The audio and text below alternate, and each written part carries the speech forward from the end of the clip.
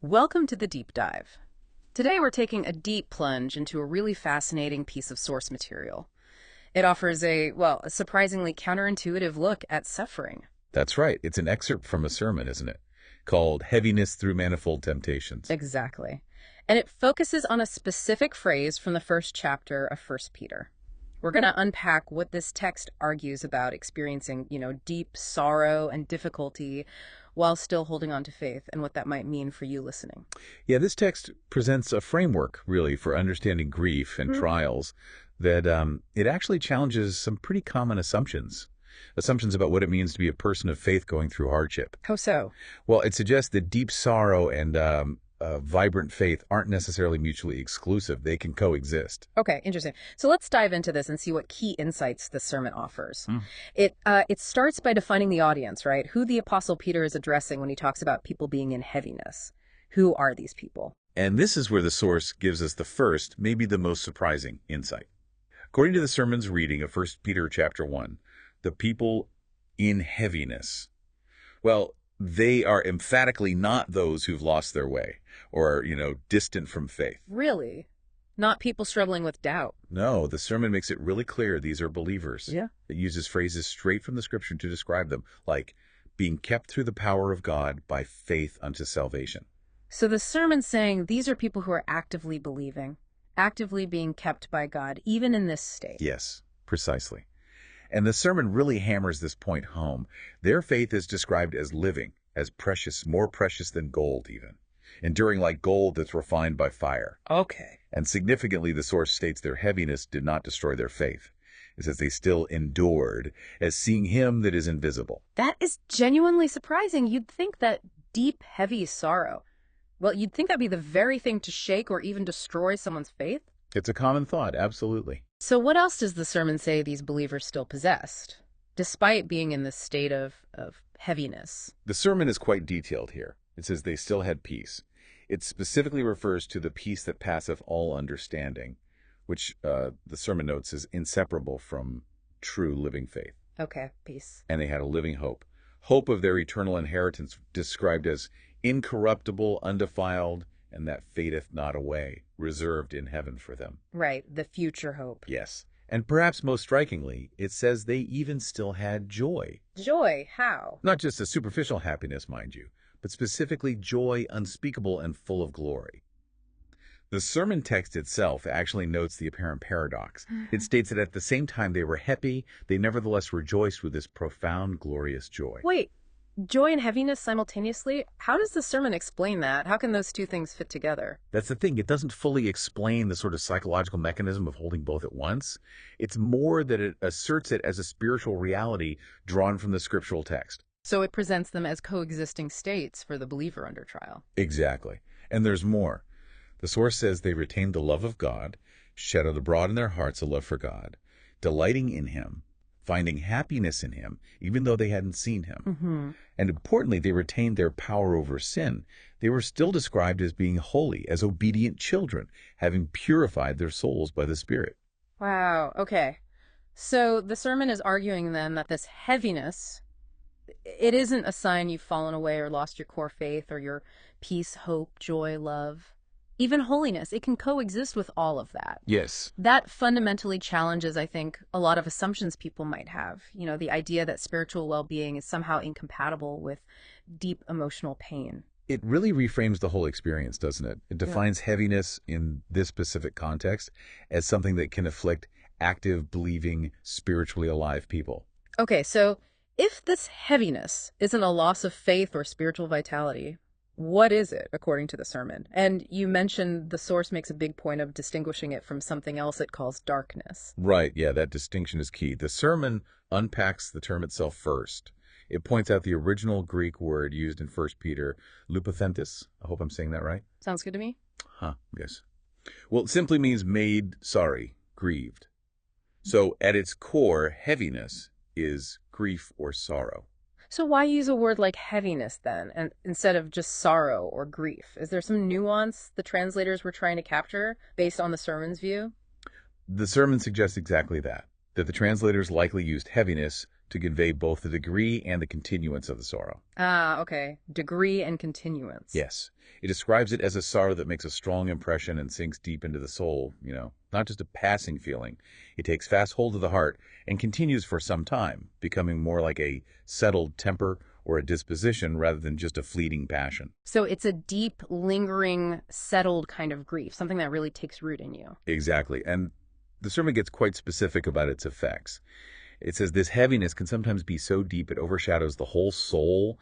It colors your affections, shows in your behavior. It can even influence the body.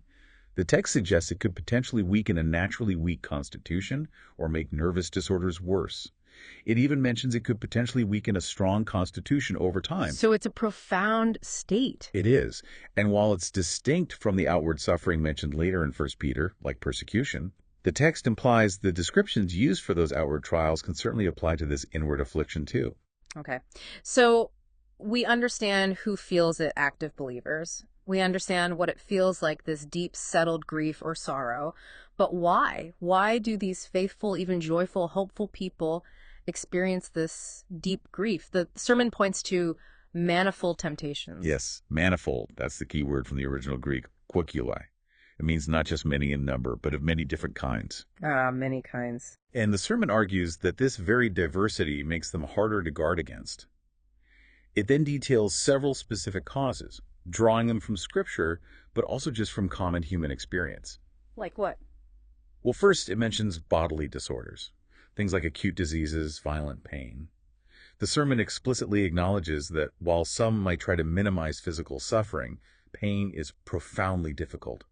And the soul naturally sympathizes with the suffering body, which leads to this inward heaviness. So the sermon accepts that even for believers, physical ailments just have natural emotional consequences. Faith doesn't just make you immune to feeling down because you're sick. Precisely. Right. Which leads straight into the second cause the sermon discusses, diseases of long continuance, chronic illnesses. Right.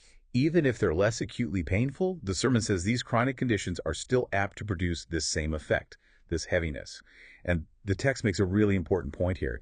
It states clearly that faith doesn't overturn the course of nature. Okay, say more about that. It says, faith no more hinders the sinking of spirits in a long illness than it hinders the rising of your pulse when you have a fever. These are seen as natural, almost unavoidable consequences of physical affliction. That's a really significant point. That faith doesn't offer some kind of magic shield against the natural effects of physical suffering or the emotional weight that just comes with it. It's quite grounded. Third, the sermon lists poverty and want. And this section in the source material is, well, it's notably empathetic and vivid. It describes the hardship of lacking basic necessities, food, shelter, clothing, and the added pain of seeing your children suffer in this way. Yeah, that must be incredibly hard. The sermon includes a strong critique, actually, of those who haven't experienced this kind of struggle and might minimize how difficult it is. It talks about the weariness and hunger of just striving for daily bread, the cold and dirtiness of inadequate lodging, the heartbreak of hearing children cry for things that just aren't there. The sermon writer actually expresses astonishment that this kind of hardship occasions no more than heaviness, even in believers. Wow. That paints a very real picture of just how deeply practical and painful these temptations can be. It absolutely does. Fourth, the sermon includes the natural grief that comes from the death of loved ones, parents, children, friends. Of course. Bereavement. Yes. And the sermon acknowledges this is a natural, even intended grief. God doesn't expect us, the text implies, to be like stocks and stones. It quotes, nature unreproved may drop a tear. So there can be deep sorrow in response to death, without that sorrow being sinful. That's a comforting thought within this whole framework, that grief over loss is acknowledged as a valid part of the human experience, even for the believer, not something to feel guilty about. It is. Fifth, the sermon suggests a potentially still deeper sorrow for those who are dead while they live. What does that mean? It refers to the anguish felt for loved ones, friends, family members, maybe even one's own children who are actively rushing into sin or apostasy, turning away from faith. I see. The source describes the deep pain a lover of souls feels, seeing someone close dead to God, hastening towards destruction despite all efforts to intervene. And this anguish is particularly heightened. the sermon notes, if those people once seemed faithful. That's a very specific and, yeah, profound kind of spiritual grief. Sorrow for the spiritual state of others who are dear to you. Yes, a sorrow rooted in love for souls and a deep concern for their eternal state. And sixth, the sermon states that in all these difficult circumstances, our great adversary, Satan, will seize the opportunity. Of course he does. He labors, the text says, to inject negative fiery darts, thoughts that are unbelieving or blasphemous or repining, complaining against God. He suggests God isn't governing justly or mercifully and allowing the suffering, trying to stir up anger against God. And the sermon specifically warns against trying to reason with Satan when these thoughts come. It says basically, don't get into an argument with him in your head, because more heaviness or even outright darkness will undoubtedly follow if you engage him directly. Okay, so the sermon covers a really wide spectrum of causes then. Physical, material hardship, relational pain, spiritual attack. It also mentions some other suggested causes, which it then rejects. Is that right? Yes, it explicitly pushes back on two ideas that were apparently circulating as explanations for this kind of spiritual heaviness. First, it strongly denies that God arbitrarily withdraws himself from believers simply because it's his sovereign will. The idea that God just decides to hide sometimes. Exactly. The sermon calls that notion contrary to Scripture, contrary to God's nature, and contrary to the actual experience of his children. It uses some rather strong language, actually, describing this idea as being utterly beneath his majesty and wisdom to play at bo-peep with his creatures. Wow, play at bo-peep, that is strong language. So the sermon is very clear. This heaviness is not just God randomly deciding to make you feel bad. Exactly. It attributes the heaviness directly to the specific manifold temptations and their natural or spiritual effects, not to some arbitrary withdrawal of God's presence. Okay, and the second idea it rejects. It questions an idea from some mystic authors, as the text calls them. The idea that gaining deep self-knowledge after becoming a believer necessarily causes this kind of deep heaviness. So knowing yourself better makes you miserable. Kind of. The sermon analyzes this and argues that, yes, increased self-knowledge about your own sinfulness is real, but it happens alongside increased knowledge and love of God, and suggests God usually increases both in proportion. So they balance out. In a way, leading to increased love and peace and joy, the sermon argues, not necessarily to a desolate or forlorn condition, unless, it adds a caveat, unless the heaviness is maybe a delayed conviction over past sins from before you were justified. That's another fascinating nuance from the source, that growth and self-awareness about your own failings doesn't automatically have to equate to this kind of desolate heaviness if it's happening alongside a growing understanding of God's love and grace. Right. It maintains that God's grace is sufficient to hold those two awarenesses together without necessarily resulting in that deep, settled grief called heaviness. Okay, so if these various trials and temptations happen even to strong believers, leading to this heaviness, and it's not arbitrary, there must be a purpose to it all. The sermon calls these the ends of this heaviness. What are these purposes, according to the text? Well, the primary end, according to the Apostle Peter's text and the sermon's interpretation, is the trial of their faith. Right, we touched on this, the refining fire idea. Exactly. Like gold refined by fire. The sermon elaborates that this trial purifies faith, separating it from any, superficial elements, dross. But it's not just purification. The sermon adds that faith is also strengthened, confirmed, and increased by these trials. How so increase? Well, by facing difficulty and seeing God's faithfulness come through in that difficulty, it provides more proof, more experience of God's wisdom, his power, his love, his reliability. It builds confidence in God. I see. So the pain isn't just something to be endured passively. It's an active process designed to make faith more robust and real. Precisely. It's not just passive suffering. The sermon presents it as a crucible for growth. And it adds that this trial also serves several other related purposes. Okay, what else? It strengthens and increases hope. The text says hope grows in proportion to faith, because hope rests on faith. So, experiencing God's help in present trials solidifies your hope for future deliverance and ultimately the final reward. Makes sense. Faith and hope are linked. Very much so. It also increases love. Both gratitude towards God for his sustaining grace in the suffering itself, and also goodwill towards others, maybe fostering empathy as you understand suffering better. Feeling God's kindness, even amidst the difficulty, deepens your love for him. Love for God and love for others. And finally, it promotes holiness, both inward and outward holiness. The sermon explains that afflictions, when they're met with God's grace, have a way of humbling us, making our spirit meeker, taming our fallen nature, helping us detach from worldly things, and driving us to rely more completely on God alone. These sound like truly transformative outcomes. Things the sermon suggests come through the difficulty, not by magically removing it. Yes, they're presented as the positive fruits that God intends to bring forth from these seasons of heaviness. And the ultimate end, linking back explicitly to that passage in 1 Peter, is that this growth in faith, hope, love, holiness, it will be found unto praise and honor and glory at the revelation of Jesus Christ. Ah, the eternal perspective. Exactly. The sermon notes this growth actually adds to our eternal weight of glory, suggesting the suffering endured and the spiritual growth gained somehow contribute to our eternal reward. The sermon also mentions an impact on other people from witnessing this. Yes, it does. It points out that the example of believers enduring suffering this heaviness with faith, with peace, even with that described unspeakable joy, well, that can make a really deep impression on others. Ooh, specifically. Both fellow believers, offering them encouragement and a model, and also non-believers. Seeing someone remain calm, meek, trusting in God during immense personal trial.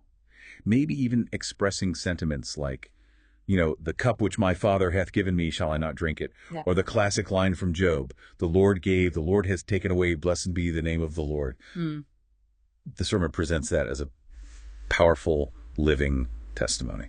That is a powerful thought, that bearing up under this kind of trial with God's help can itself be a form of witness, a testament to the strength of one's faith. It certainly can, according to the source. So let's try and pull together some key takeaways from this deep dive into the sermon. It wraps up with several inferences, right? The biggest one, as we touched on right at the start, seems to be that initial point about the crucial difference between darkness and heaviness. Absolutely.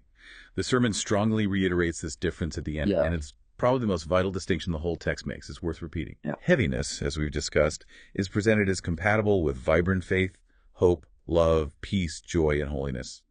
It's an affliction happening to a living spiritual state. Right. Darkness, on the other hand, which the sermon apparently discusses elsewhere, though not in this excerpt, darkness implies a total loss of joy, a loss of the peace of God, love growing cold, and faith being grievously decayed, maybe even lost entirely. Darkness signifies a fundamental problem with the spiritual state itself. Okay, so heaviness is something you might experience in faith, while darkness is something that indicates a potential problem with your faith itself. That's a huge distinction. It is. And linked to that, the sermon talks about the concept of need. Is heaviness necessary? Is darkness necessary? The text says there may be need of heaviness for a season.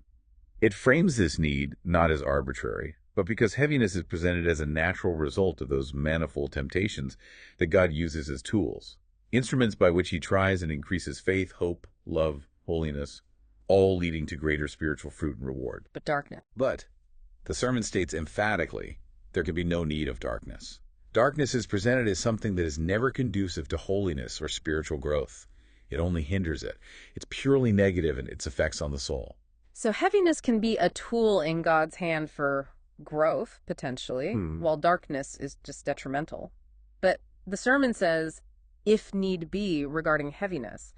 Does that imply it's not always necessary for everyone, or all the time? That's right. The sermon notes that specific phrase from Peter, if need be, implies it's not necessarily needful for all persons or for any one person at all times. So God can work differently. It concedes that God can work grace by other means, and in some rare instances, he does allow people to perfect holiness with scarce any heaviness at all. However, There's a but. there's a but. The text quickly qualifies this, saying these cases are rare exceptions.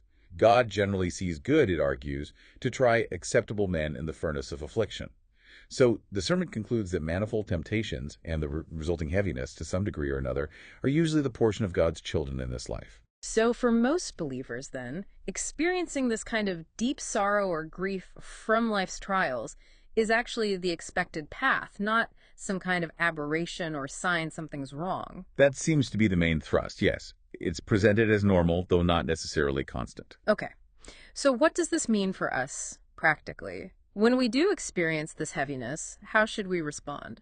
Well, the final inference the sermon draws is perhaps the most practical call to action for the listener.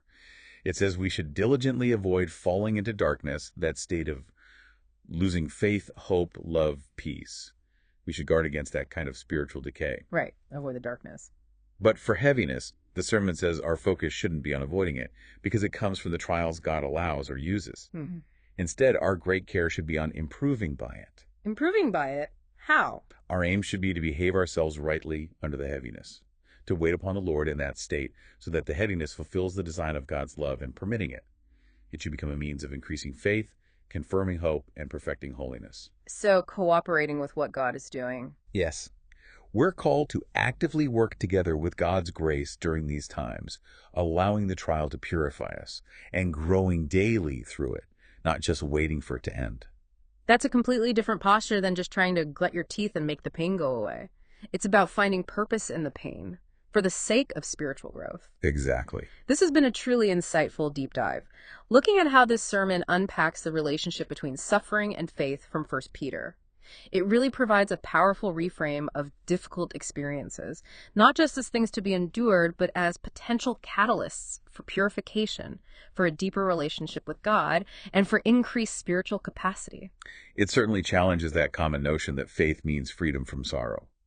It suggests instead that faith is what allows you to navigate sorrow and potentially emerge refined on the other side.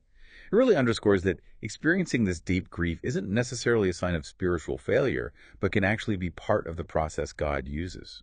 Provided, and this is the key, provided you respond to it by holding on to faith, hope, and love, and seeking to grow through the trial itself. So as you listening reflect on this, maybe consider that sharp distinction the sermon makes, that difference between darkness and heaviness.